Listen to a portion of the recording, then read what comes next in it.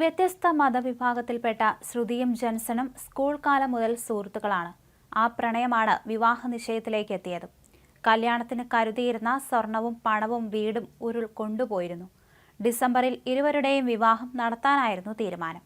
എന്നാൽ ശ്രുതിക്ക് എന്തിനും കൂടെയൊരാൾ വേണമെന്ന ബോധ്യത്തിൽ ഈ മാസം അവസാനത്തിൽ വെറും ചടങ്ങു മാത്രമാക്കി ശ്രുതിയെ ജീവിതത്തിലേക്ക് കൂട്ടാനുള്ള തീരുമാനത്തിലായിരുന്നു ജൻസൻ.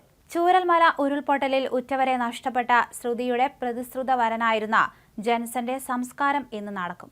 കഴിഞ്ഞ ദിവസം നടന്ന അപകടത്തിൽ അതീവ ഗുരുതരമായി പരിക്കേറ്റ യുവാവ് ഇന്നലെ രാത്രി 8:57-നാണ് മരിച്ചത്. ഇരുവരുടെയും വിവാഹ ഒരുക്കങ്ങളിലേക്ക് കടക്കാനിരിക്കെയാണ് അപകടം ജൻസന്റെ ജീവനെടുത്തത്.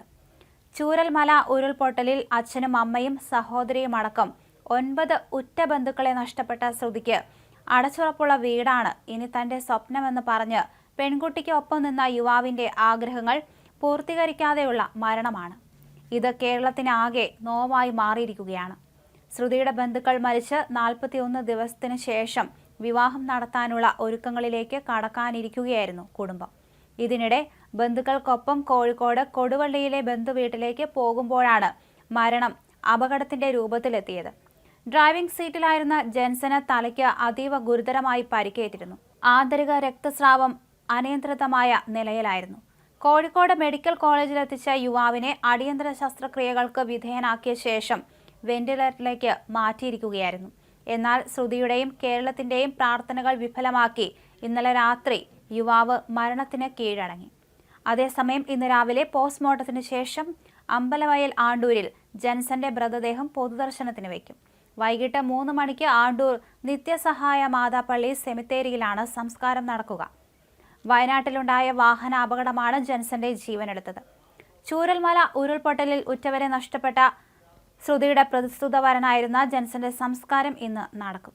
അതേസമയം മേപ്പാടി സ്വകാര്യ മെഡിക്കൽ കോളേജിലുള്ള മൃതദേഹം ഇൻക്വസ്റ്റ് നടപടികൾ പൂർത്തിയാക്കിയാണ് പോസ്റ്റ്മോർട്ടം നടത്തുക. ബത്തേരി താലൂക്ക് ആശുപത്രിയിലാണ് പോസ്റ്റ്മോർട്ടം. വൈകിട്ട് 3 മണിക്കാണ് സംസ്കാരം നടക്കുക.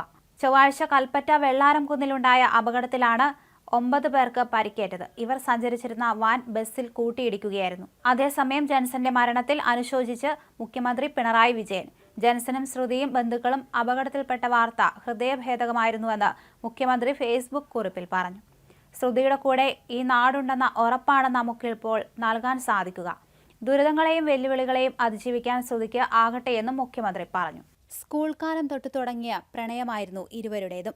വ്യത്യസ്ത മതവിഭാഗത്തിൽപ്പെട്ടവരാണ്. സുഹൃത്ത് ബന്ധം പിന്നീട് പ്രണയത്തിലേക്ക് വഴിതെളിക്കുകയായിരുന്നു. ഒടുവിൽ വീട്ടുകാരും ഇതിന് സമ്മതിച്ചു. 2 മാസം മുമ്പേ വിവാഹ നിശ്ചയം നടത്തുകയും ചെയ്തു. ഡിസംബറിൽ വിവാഹം നടക്കാനിരിക്കെയാണ് ഇത്തരത്തിൽ ദാരുണ സംഭവം ഉണ്ടായിരിക്കുന്നത്.